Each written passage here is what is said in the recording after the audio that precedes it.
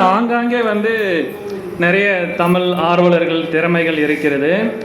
அதற்கு ஒரு தளமாக, ஒரு பாலமாக இது அமைத்து கொடுக்கப்பட்டிருக்கிறது.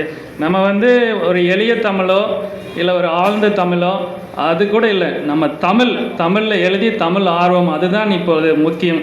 அதுதான் இன்றைய நிலை. அதாவது இந்த அரங்கில் ஒரு கலை நிகழ்ச்சி இல்லை ஒரு இசை நிகழ்ச்சி அது ஒரு 3 மணி நேரம்னா கூட உட்காந்து பார்ப்பாங்க. ஆனால் இந்த நிகழ்ச்சியில், தமிழ் நிகழ்ச்சிக்கு இந்த அரங்கம் நிறைந்து இவ்வளவு மக்கள் அமர்ந்திருப்பது அதுவே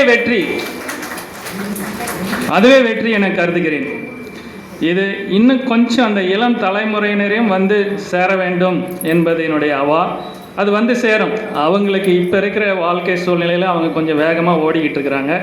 அது கொஞ்சம் படிக்கிறது, கொஞ்சம் திருமணம், பொருள் தேடுறது, அதை கொஞ்சம் முடிச்சுட்டு ஒரு 35க்கு மேலே வந்துடுவாங்க. நிச்சயமாக தமிழ் அழியாது, தமிழ் இருக்கும். அது மகிழ்ச்சி. ஆனால் இதே போல் பார்த்திங்கன்னா இப்போ நம்ம ஊரில் தென்கரளினா மாகாணம் நம்ம இருக்கிறது, அங்கெல்லாம் கொஞ்சம் கடினம். நமக்கு கொஞ்சம் சூழ்நிலை சரியில்லை.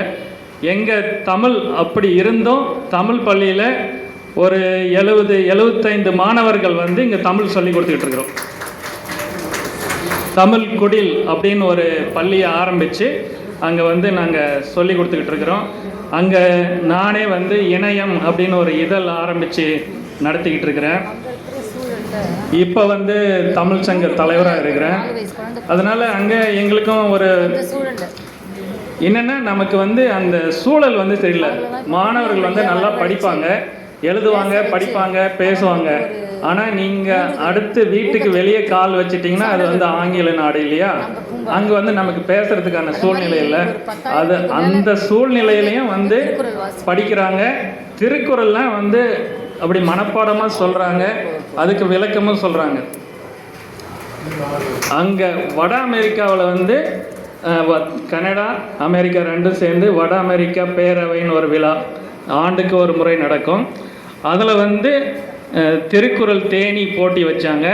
அதில் நம்ம தென்கரளினா சங்க மாணவன் ஒருவன் கலந்து கொண்டு 80 திருக்குறள்கள் மனப்பாடமாக சொல்லி அதுக்கு பொருளும் சொல்லியிருக்கிறான். அது ஒரு சின்ன பையன் தான். அவங்க தம்பிக்கு ஒரு 2 வயசு, கொஞ்சம் வாய் திரும்பல. அவனும் எல்லா குறளும் அவனோட அண்ணனோட சேர்ந்து சொல்லிக்கிட்டு இருக்கிறான். அது மாதிரி நாங்களும் தமிழ் வளர்த்துக்கிட்டு இருக்கிறோம். இப்போ எங்கள் தமிழ் சங்கம் இது எல்லாமே நாங்கள் இங்கே தமிழ்நாட்டில் இருந்து போய் அங்கே பண்ணிக்கிட்டு இருக்கிறோம். அதனால் நான் தலைவராக இருக்கும்போது நான் எடுத்த இன்னொரு முயற்சி என்னென்னா, அடுத்த தலைமுறைக்கும் தமிழ் போகணுன்றதுனால இன்னொரு அந்த இளையோர் உறுப்பினர், அதாவது யூத் கமிட்டி அப்படின்னு ஒன்று கொஞ்சம் சவால்களுக்கு அடுவில் அதில் பேசி அது ஒன்று ஆரம்பித்தேன்.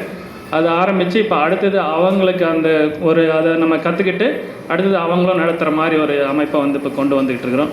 இந்த மாதிரி தமிழ் சொல்லி கொடுக்கறது, அவங்க இது பண்ணுறது, அந்த மாதிரி அமைப்புகள் நடத்திக்கிட்டு இருக்கிறோம். நம்ம என்ன தான் 6 கண்டம் 7 கண்டத்தில் தமிழ் கிளை ஓடினாலும் அதனுடைய ஆணி வேர் தமிழகம்தான்.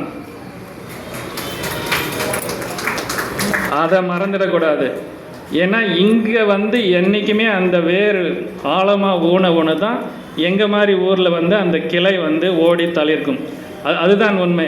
ஏதோ அங்கே இருக்குது, சிங்கப்பூரில் இருக்குது, மலேசியாவில் இருக்குது, நமக்கு கவலையில் அவங்க பார்த்துக்கலாம் அப்படின்னு சொல்லிட்டு தயவு செஞ்சு விட்டுறாதீங்க.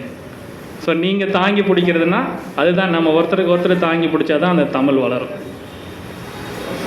ஸோ இவ்வளவு ஒரு சிறப்பான நிகழ்ச்சியை நடத்தி கொடுத்த நமது ஐயா திருமிகு நீலகண்ட தமிழன் ஐயா அவர்களுக்கு எனது சிறப்புமிக்க வணக்கங்கள்.